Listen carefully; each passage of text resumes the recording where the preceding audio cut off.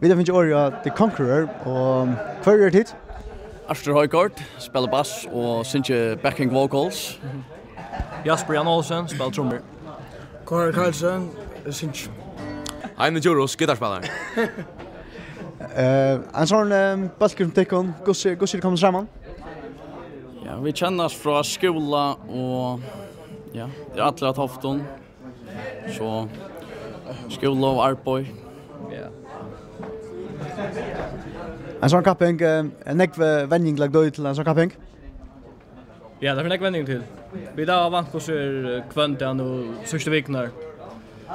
Arbetar hårt vi finna Sanchez, göra Sanchez, skriva texter och träna framförsel och så vidare. Skriva texter och sånt, är det alltid ägnat dig framför eller tagit eisen från Lannasen för öron? Det är allt och ägna. Ja. Det är alltid jag till för. Kvitt det?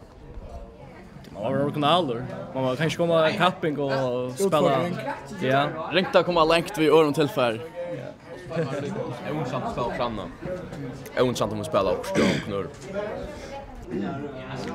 Cement är en kapping för unga ambitiösa tonläggare och är en sån kapping nej i förrjun? Absolut. Nu är jag inte prefererar att lägga på blankrätt. Det är fantastisk möjlighet att bara kunna komma fram och spela för folk. Man har också träna framtid, va? Man har en grundlast starta en boll, starta och göra en tävling. Om de anförsligt häpnast att konvojer härifrån och kanske ända vunnit finalerna, vad är det att säga för bak som tycker? Jo, nej vad säger. Ja.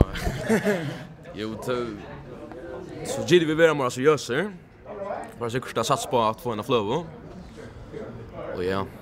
Penningen för sig till så att vi kan spela något av oss här. Det är vant igen. Och så. Ska det.